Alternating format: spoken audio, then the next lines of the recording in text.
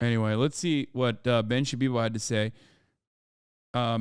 Speaking of the pro-life party, by the way, Benshapiro's pro-life, by the way. Let's hear what he had to say, by the way, about being pro-life, by the way. If government can protect kids from the sick radical left, shouldn't they also protect kids from hunger? Wouldn't it make sense to strengthen food stamps and have school lunch be free, since some kids are in school lunch debt?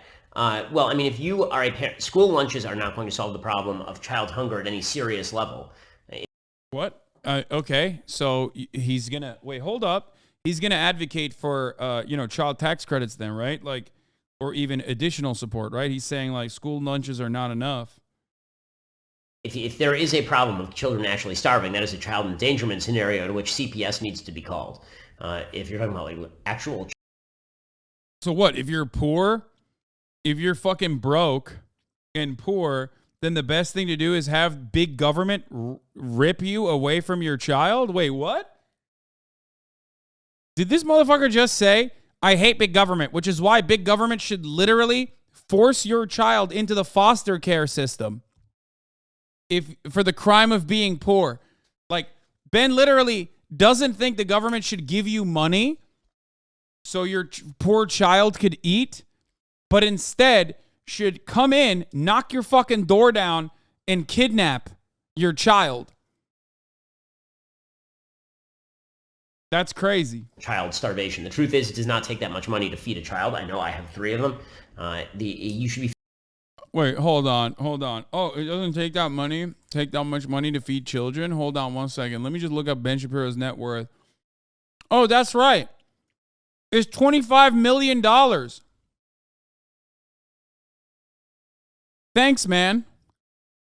Thanks for dropping that note in there, dude. Oh my God. I wonder why he doesn't think it's expensive to fucking raise a child. By the way, GOP state legislator opposed to free school lunch proposal, says he never met a hungry Minnesotan.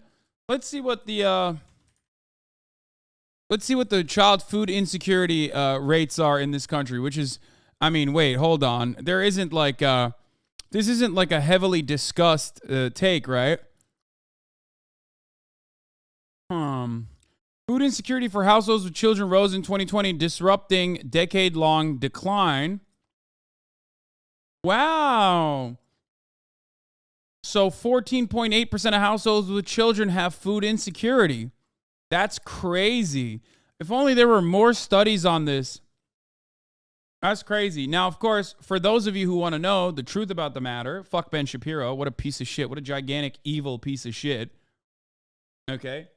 Food insecurity is a gigantic problem in the richest nation on the planet, where we have an abundance of food that we produce, but of course, the markets dictate that we throw it out because it's a logistics problem. Okay? 85.2% of households with children were food secure, while 14.8% of households were food insecure. Almost 15% of households. Okay? Now, understand something. 15% of households with children were food insecure. Do you want to know where the number one most, calorie-dense meal that a child can get when they live in a food insecure household?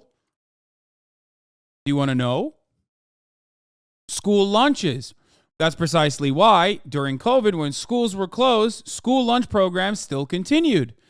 That's precisely the reason why free school lunches is a point of contention in this conversation. Do you understand? And for those of you who say something along the lines of like, oh my God, I went to school and the food was shitty as hell. Exactly. That shitty ass meal that you had is literally the best, most healthy, most calorie dense food that 1 in 14 or 15% of children, 1 in 6 children are able to consume while they're growing up. Yeah. That's how fucking bad it is in the richest nation on earth. And Benshapiro's answer to this crisis, Mr. Protect the Children, Mr. fucking small government, his answer to this crisis is to just avoid the crisis and turn around and basically say that, like, if there are food insecure households, the government should break your fucking door down and kidnap your child. Feeding your child before you feed yourself. It's that simple. There's a much deeper problem at work than school lunches if kids are legitimately starving. Incredible take, dude. Incredible fucking take. Okay. They also protect kids from hunger. Oh my God. Oh my fucking God, dude. Oh my fucking Lord. I mean, holy shit. That is wild. Okay. 9 million children in the United States live in food insecure homes. 9 million. Okay. That's the latest estimate.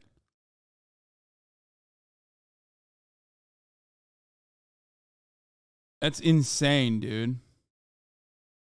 The best part is that the MN House and Senate both passed this bill anyways. Dems getting work done, and it's for universal school lunch and breakfast.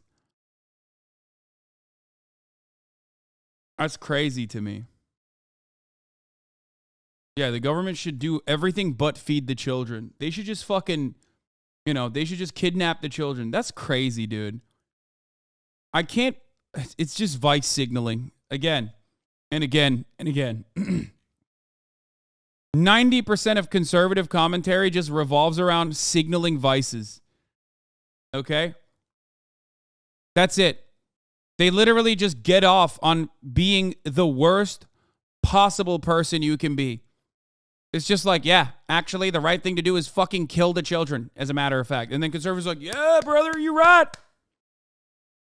Oh, yeah, I remember this one, too. The Alaskan Republican that argued child abuse deaths can be a benefit to society. This was fire. Another Save the Children ghoul. Here, this is sick. It's better. It's better for society for children who are abused to die. In the case where child abuse is fatal, obviously it's not good for the child, but it's actually a benefit to society because there aren't needs for government services and whatnot over the whole course of that child. This guy's fucking pro-life, by the way. This guy. Yeah, he said that. He said, actuarial sciences show the overall cost to benefit ratio favors the government in an instance where child abuse happens and the kid dies. Child's life. Through the chair, can you say that again? Did you say a benefit for society? Talking dollars. Now you've got Yes. a $1.5 million price tag here for victims of fatal child abuse. It gets argued periodically that it's actually a cost savings because that child is not going to need any of those government services that they might otherwise be entitled to receive and need based on growing up in this type of environment. Through the chair, Representative, I guess that would be the idea, if I can use a really bad analogy, when you hit somebody, always back up because it's cheaper to insurance. I don't pertain to that, and I'm really, I'm not even sure how to answer that there's a cost saving to the death of a child. The impact that has on a family and us as a society when a child is lost, especially to child abuse and neglect, is unmeasurable. And it's hugely tragic. And follow up. And the way that you're calculating this 1.5 million, and when I say you, I mean the people who did calculate it, does that 1.5 million get higher or lower depending upon the age at which the child is killed? So again, there's multiple factors, and a number can definitely increase, but again, I don't believe it's going to matter if they're older or younger. Again, a loss of a child is really unmeasurable. They're talking about the value of statistical life. No, I know what they're doing. I get what they're doing. But even in the most charitable interpretation, it's like such a fucking psychotic thing. Okay? It is literally a psychotic thing. It's when you take a fucking econ textbook and literally use the arguments that you hear in an econ textbook, that you read in an econ textbook, while humanizing the widget factory workers. Like, that's the issue.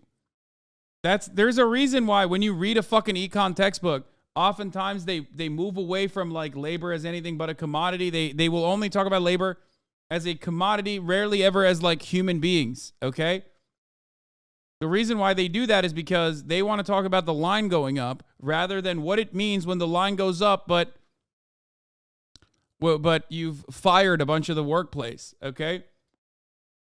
And if you are to turn around and describe what goes on in a fucking econ textbook like it's with like, you know, fully developed human beings as victims or winners or losers in any given circumstance, you will come across like a fucking sociopath. If you take this logic to its most extreme conclusion, it would technically be cost saving the roundup genocide and genocide everyone who's on welfare. Yeah, exactly. So we're back to the classic Felix Biederman tweet about econ textbooks. Chapter 1, the economy gives us ice cream. Chapter 2, this is why it's okay when children die in factory fires. Yeah, that is exactly what happens in econ textbooks. Cost-benefit analysis, when you actually think about human beings behind the actual cost-benefit analysis, if you think about them as like in terms of numbers, yes, you are going to come across like a fucking sociopath. This guy must be pro-abortion. Good take. Of course he's not, by the way. Remember, like, this guy, ironically, is also anti-abortion. Like, which makes it even weirder because then it's like, oh, so you want children to be forcibly born, okay? You want women to forcibly carry pregnancies to term just so you can kill them if it's cost effective. It basically takes all of the Republican mentality and you know, immediately showcases it for its depravity. It's depraved. Like, it's just insane. It's like the classic fucking take that Republicans have where it's like, yeah, we want children to be born, okay? We want children to be born so they can have the freedom to fucking die. The moment Republicans only care about a fetus until it you know, leaves the vagina, okay? The moment that it's outside of the fucking outer vagina, it's like, it's done. The moment that a fetus is fucking born, okay? It's over. It's done. You fucking die. Now you die, and we literally don't care. Which is ironic because we also literally have awful maternal mortality rates in this country. Like, the absolute fucking worst in comparison to comparable OECD nations. It's mind-boggling to me. They don't even give a fuck about it. Like, the moment that you're born, the moment that you breathe your own fucking breath for the first time ever, it's a wrap. You can fucking die for all we care. It's crazy. And then the ones who are born into a fucking poor family, well, God forbid you God forbid you have to go to fucking school. Benshapiro wants you to be fucking forcibly removed from your family and put back into the foster care system when, you know, the government could be doing other shit like paying for the fucking food.